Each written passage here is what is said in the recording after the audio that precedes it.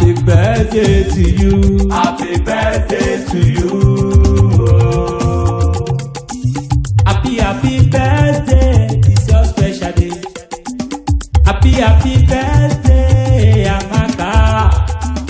God made you special in every single way. Happy birthday, let's celebrate. Happy birthday to you. Happy birthday to you. Àpáta dé, àpáta pàrọ̀ ìlú dé. Ọmọ nìdí Olúwa láyé bí ọmọ inú sì jèrè rẹ̀ kélé tí ó gbọ́. Amaka kọ́dún kan lókè èèpẹ̀, ó yẹ ẹ̀jẹ̀ àbáyọ̀ ẹ̀jẹ̀ àbádúpẹ́. EHISS, happy birthday to you. You are a blessing from above. Purity, God made you unique, one of a kind, with a beautiful soul and brilliant mind.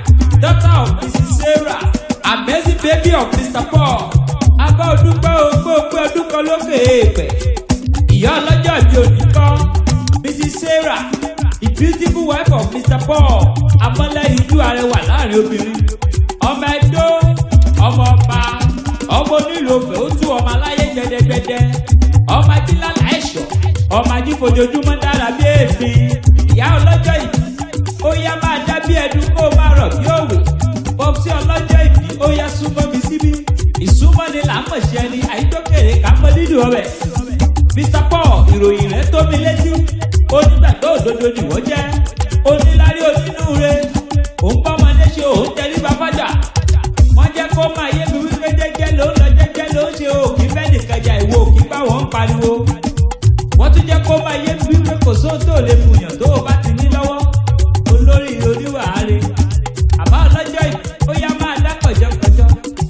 Ó yá pọ̀ ọlọ́jọ́ ìbí lọ́wọ́. Ẹ̀yin méjèèjì ẹ máa jó, ẹ máa gbẹ́sẹ̀ kẹ́ ẹ máa tèṣù mọ́lẹ̀. Bàbá àtìyá ọlọ́jọ́ ìbí. United Kingdom lẹ́wà tẹ́sí pawọ́ ajé. Lọ́lọ́ Olódùmarè ọba ẹjọ́ máa ké ní òkè òkun délé ni ẹ ó jèrè ọmọ. EHISS, Amaka, the princess. This is the message from your parents. Our first year with you has been the most special year of our life. We love you and we will continue to love you more and more every day. Purity, all your big mummies and big daddies are saying happy birthday to you, including all your uncles and aunties. Gbogbo àwọn ènìyàn rẹ pátápátá la pẹ̀lú pọ̀ táàkì ọkú ọdún o.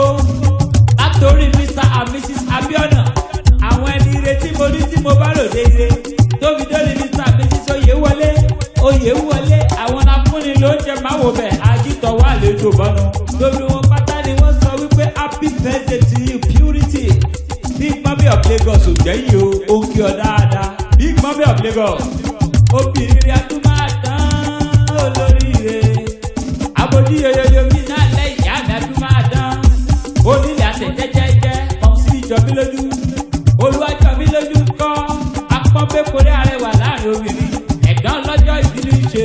Jọbí lójú kan, ó ní kí n máa bó kọ́ lọ́jọ́ ìbí dáadáa. Ó ní kí n máa bó kí Purity gbogbo ọdún. Ó yá o, ọwọ́ méjì fẹ́ nìkan ṣoṣo. Big Mummy of Chicago. Ṣé bẹ́ẹ̀ rí bó ti kọ́ tọwọ́ tẹsẹ̀ bí ọ̀lẹ̀lẹ̀ àwọ̀? Onílé àtẹ̀jẹ́jẹ́jẹ́ arìnbẹ̀rẹ̀ bí ẹni ẹ̀gbẹ́ dùn. Mọ́mí Chico, ó ní kí n máa bó kọ́ lọ́jọ́ ìbí. Bí àṣeyìí ṣàmọ́dún o, ó ní ọlọ́jọ́ ìbí àdàgbàlagbà á ní láárín. Mọ́mí Chico ló sọ bẹ́ẹ̀. Ẹ̀yin ní Chicago, gbogbo ilé pátá ni wọ́n ní mọ́ kí ọ. Big Mummy of Chicago, wọ́n ní kí n máa kí ọ kí n máa dúpẹ́ lọ́wọ́ rẹ. Àwọn dúpẹ́ pẹ́ òkun. Àǹtí àti ọ̀nkù ọlọ́jọ́ ìbí òní kọ́ná. Annie sọ wípé happy birthday to you, one Amaka baby. Emeka is also saying happy birthday to you, beautiful girl. Annie pẹ̀lú Emeka, àwọn ti United Kingdom, ẹ̀yin ti UK, ẹ máa dá kọ̀jọ̀kọ̀jọ̀ ṣẹ̀ṣẹ̀ ń lọ lóní mẹ̀lọ́mẹ̀lọ́. Ìgbà yín tún nìyí Olódùmarè ọba òdíjé ó tán o. Wọ́n Amaka, EHISS, Purity máa jọ. Orí ẹ̀jẹ̀ kó dàgbà lájà, orí ẹ̀jẹ̀ kó pẹ́ láyé. Orí ẹ̀jẹ̀ káwọn òbí rẹ̀ ó jèrè rẹ̀ o. Orí ẹ̀jẹ̀ kó ṣe tọ́mọ ṣe fún bàbá, orí ẹ̀jẹ̀ kó ṣe tọ́mọ ṣe fún yeye lágbára lọ́wọ́ Olódùmarè ọba. Kéwékéwé ayé kò ní jẹ́ ọ̀gbẹ́ lọ. Àwọn òbí rẹ̀ ò ní fojú sunkún rẹ̀. Amaka, àrídùnnú ni yóò ní dàníbànújẹ́ mọ́ dákọ̀jọ̀kọ̀jọ̀ olóríire ọmọ. Happy birthday.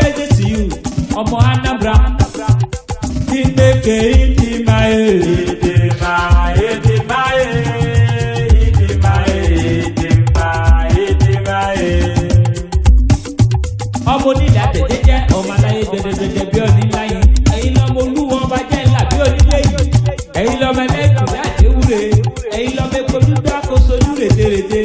Purity, happy birthday to you and we all wish you long life and prosperity. Ìdọ̀dún 1 minute ni.